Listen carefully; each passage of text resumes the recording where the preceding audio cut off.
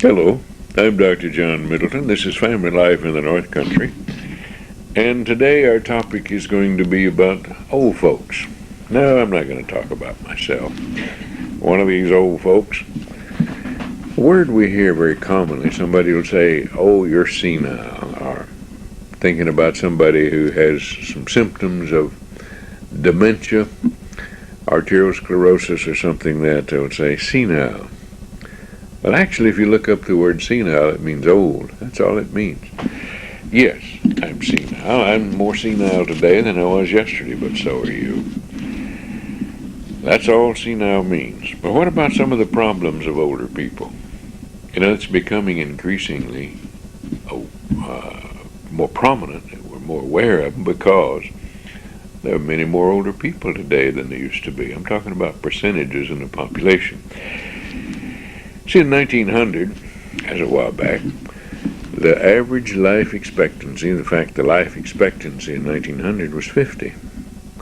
Today, it's somewhere around 77, 78. Increased a great deal. And because the birth rate has gone down steadily, the percentage of older people in the population has increased quite remarkably. And there's another big factor.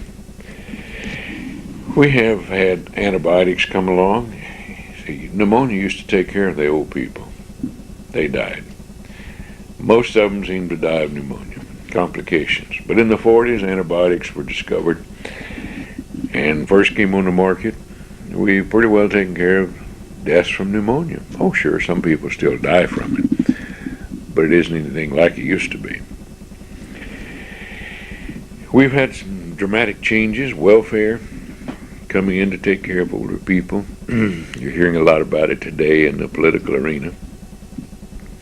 We also used to have a society that was really based on the Elizabethan poor laws. Those were laws that came into being in England, and they spelled out what the obligations and duties of families were to each other, and one of them was to take care of the old folks. Well, it was also the duty of old folks to take care of the young folks. Everybody in the family was expected to take care of anybody else in the family.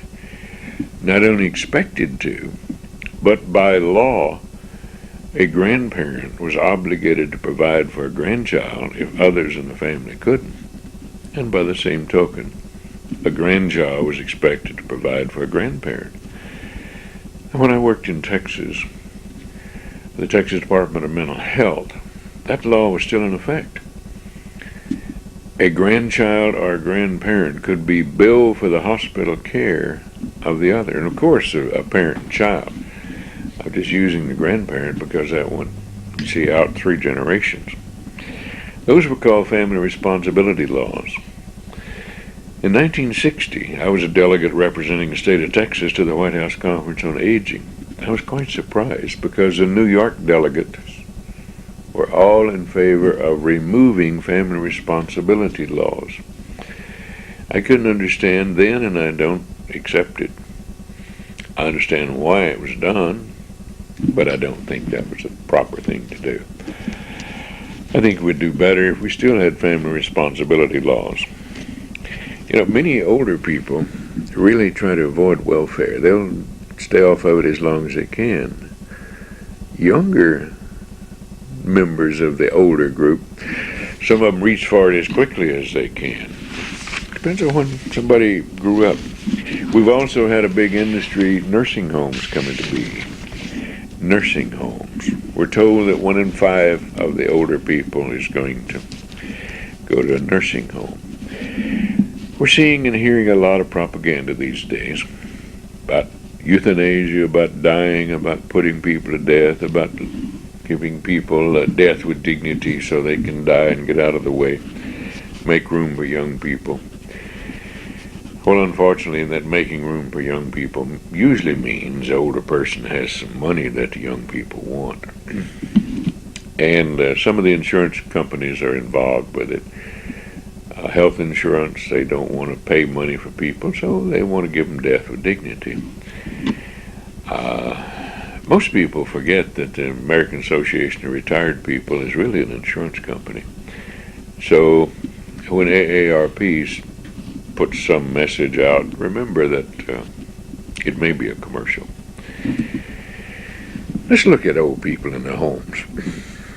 Is the home safe? That's the first thing. Is there anything there that's life-threatening? There are a lot of little things that can be done around the home to make them much better so people could continue to live at home, and that should be the number one priority. Throw rugs. Some people have little throw rugs and things like that. Well, when your bones are brittle, your vision isn't very good, throw rugs may be hazardous. Well, those can be taken up. How about these little handles? You can buy them, put on a bathtub so people can step in and out of a bathtub without slipping. The gate's not too steady. When people raise 1 foot, some older people have a little trouble keeping their balance, so they need something to hold on to, and it should be substantial. I'm not talking about a soap dish that's made like a handle that's really just stuck in a plastic wall. I'm talking about something that will hold the weight of the person. Grab bars for a commode. Sometimes old people need the grab bar. They need to really pull themselves either up or down or let themselves. How about going through the house and making it uncluttered? I'm talking about the older people doing it for themselves, hopefully. So that they're not likely to trip. People like me, I clutter up all kinds of things. Wife says, give me space and I'll clutter it. Well, I probably will.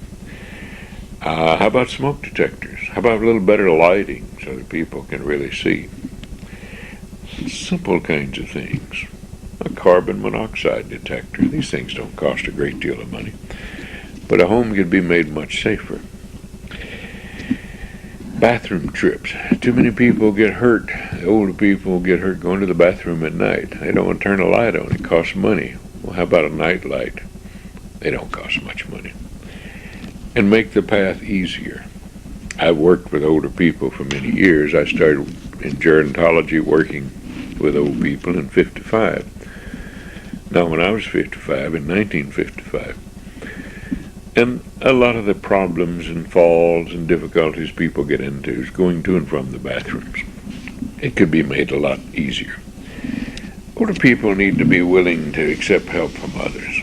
A lot of things. Sometimes they get very stubborn. They don't want to accept help because it means if I'm having to accept help, then I'm on a downhill road and there's things I have to get done and my life is getting shorter. Well, that's true. Older we get, the shorter our life expectancy is.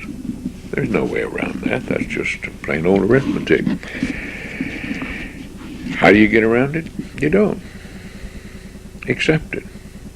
My life expectancy is a great deal shorter than it used to be. There are people who sometimes are trouble because they change sleep patterns. So what? Who cares if somebody sleeps all day and is up all night? A person living by himself or herself, that shouldn't bother anybody else. Sometimes relatives get excited about things like that. Well, maybe I don't want to read all night. And I can read all night and have fun doing it, enjoying myself. So what if I sleep in the day? That's okay as long as you're living by yourself. People are always talking about forgetfulness. And they forget that young people forget also. But young people forget that they forgot. Most common excuse young people give when they don't measure up to something, oh, I forgot. But they get by with it because they're not older. A lot of older people have very good memories. Very good. That doesn't mean that it necessarily improves. It doesn't. There's no evidence that memory improves with age. But it may not decline either. Some people may be just as good as it used to be. If you're going to live with relatives, there are certainly some adjustments to make. Space and time. People have to fit in. Space. We all need a little space to call our own. I don't care if you're 2-year-old or 102 years old. You need a little space to call your own. And you need a little time to be by yourself. We can share all sorts of things 23 hours a day, but give me some time by myself. It can be healthy. Used to be that people wouldn't share homes. I recall about 20 maybe 25 years ago, over in Dannemore, trying to get people over there to make some arrangement. There were a lot of widows in Dannemore. It seems that prison guards died early, and so people in Dannemore, there was a disproportionate number of widows. And I was suggesting that they share their homes. They wouldn't do it. They wanted their own home, their own integrity, their own space. Nowadays, they advertise for sharing homes, and I think that's good. Because people who have the facilities have a home and have somebody else to come and live with them, they're probably going to be better in the long run, even healthier and happier. When we become ill, it of course creates more problems. Older people are reluctant to reach out for help, some of them are, because they think if they admit being sick, they're on the downhill road, they're not going to live very long. It's recommended, though, that people get medical care quickly. I think the old idea is a good one. Immediacy, proximity, and expectation of recovery. That's an old idea that came up with Napoleon, and before Napoleon, other commanders. If you got hurt, get treated right where you were, right where you are. Immediacy in the proximity, right where you are, and with the expectation you're going back to work, you're going back on duty. I think that's what we should do. Instead of putting it off and putting it off. I know I ride with a Shazy ambulance squad, and so often old people, when you ask them, well, how long have you had the problem? They may say, well, I've been hurting for 2 weeks, but I just didn't want to call for help. Might be better to get help very quickly. As soon as it becomes obvious that it's something that isn't going to go away, or it's threatening, why not? We have to look to see what the problem is. Suppose you're somebody's living in a home, an older person. I used to do this sort of work, and a complaint would be made about somebody and going to have to put somebody in a nursing home. Go into the home and find out, well, what is the problem? What's really the nature of the problem? Who is the one who is complaining? Why is there a complaint now? What's going on now that makes a difference? And when you look at it, sometimes you find that it's a matter of convenience or embarrassment more than a serious problem. Maybe, let's say the grandfather has prostate trouble, and so when he goes to the bathroom, maybe he dribbles a little bit. Maybe he had a little difficulty starting or stopping urination, and maybe it shows on his clothing. Well, that may be very embarrassing to the granddaughter who's there with her company. Oh, grandfather just has to go. Maybe something so simple as that, embarrassment and inconvenience. That should be a reason to put somebody away, as they say, or how about the well-being of the people involved? Sometimes people don't want to go to a nursing home because they have the very distinct feeling, I'm never coming back. Sometimes they don't want to go to the hospital, and they don't call the ambulance to go to the hospital because they feel this will be the last time. I won't be coming back. Older people don't have a special set of problems. They just have the problems that the rest of us have. And I say the rest of us, I'm one of these older people now. There aren't any unique problems to old people. They have a combination of problems, sometimes referred to as omniconvergence. They have a shorter lifespan. They look older. Because they look older, they're treated differently. They're more likely to take longer recovering from an injury or an illness, but they don't have as many acute illnesses. Their friends and relatives are dying off. Most of the time they have had to retire or they got laid off for whatever reason, they're not working, and they have greater difficulty finding a job, so they have decreased income. They have a shorter life expectancy, and they know that, and so their plans and their ideas about the future may be a little different. Those aren't problems that are unique to the older people. See, they just sort of accumulate with age. The elderly people don't really have a lot to do. What is an older person supposed to do in society? What is the role of an older person? It used to be being a grandparent. It used to be that you were supposed to take care of grandchildren and be the seat of wisdom for the family and traditions, and to take care of other people. In some homes it's still that way, and it's a beautiful thing. But for others, in our technological age, we have ruled away any opportunity for older people to be meaningful. That's not peculiar. Young people need to be meaningful too. Older people have the same needs. Same needs exactly. That's the way we ought to look at them.